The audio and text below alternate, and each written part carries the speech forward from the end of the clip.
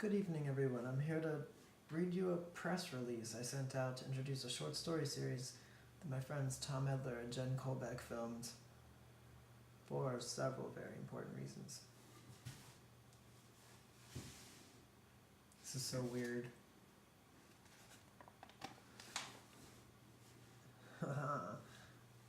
Here it is. Here's the press release.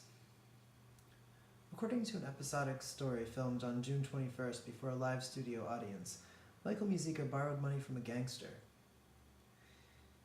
He needed the money to pay a mixing engineer to mix a record he and Eric Kuhn had recorded over the course of the preceding summer. The performance begins with a lively reenactment of the phone conversations during which Musica pitches the gangster on the idea of a loan. Upon hearing the arguments for financial backing, like the greatness and virtue of the record, and the soundness of the Kickstarter campaign poised to recover the amount of the proposed loan, the gangster replies, "That's all bullshit. Kickstarter is internet panhandling, and if your music was that good, you wouldn't need to ask me and everyone you know for the money to make it." Sound points. Furthermore, the gangster adds, "Why should I loan you this money? What's in it for me?"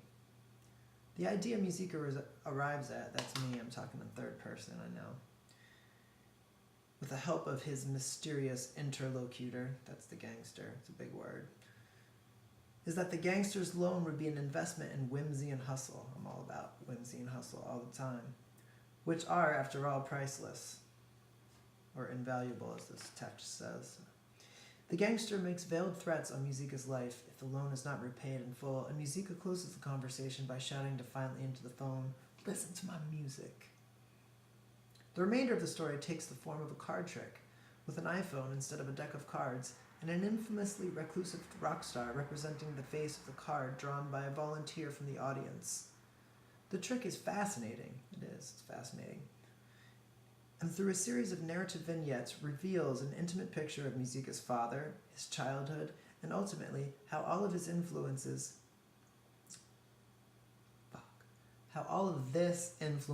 his relationship with Eric Kuhn in the making of the record, which is shining from the orbital center of the unfolding punchline. At the beginning of the story, Musica swears to the gangster that the music on the record is a work of unquestionable greatness, while the fate of the record and the musician himself currently hangs in the balance. Well, it sure does. There is much to be gleaned from such a story. We know that the musician responsible is capable, under great pressure, of telling a desperate and complex story. Yeah.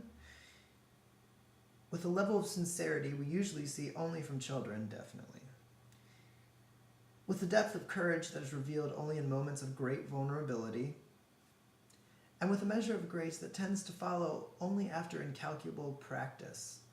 Which is true of the record, but not of this press release reading video. But hey, both have their place. You gotta be able to improvise, you know what I'm saying? If the record is anywhere near as good as its advertisement, we can be sure the gangster made a sound investment. The record's better than its advertisement. I make music, not advertisements. The full story, What's a Practical Magician Got to Do with Axl Rose, will be presented in a series of short episodes on Michael Musica's YouTube channel, which will be released tomorrow. Or no, actually today, because it's 12:30 at night, or the morning. It never makes sense to me. The story was filmed and edited by Tom Edler and Jen Kolbeck of Cully TV.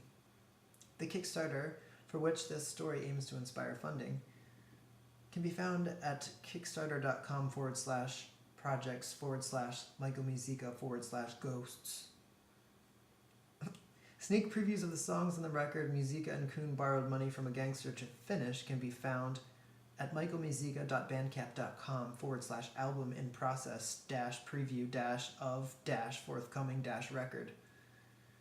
Eric Kuhn, Michael Musica, Tom Edler, Jen Kolbeck, and Indiana Hale, a San Francisco musician and the audience member who drew Axl Rose's card, are available for interviews upon request.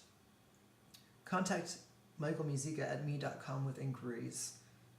For better or for worse, the gangster, Terry Musica, and Axl Rose are significantly more difficult to reach.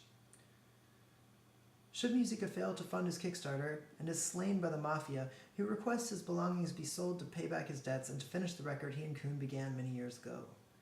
The record should then be released and heard as dedication to his friends, family, and all living wild animals that love to be alive. Yeah. What, Jules? Why you always want to be on camera, man?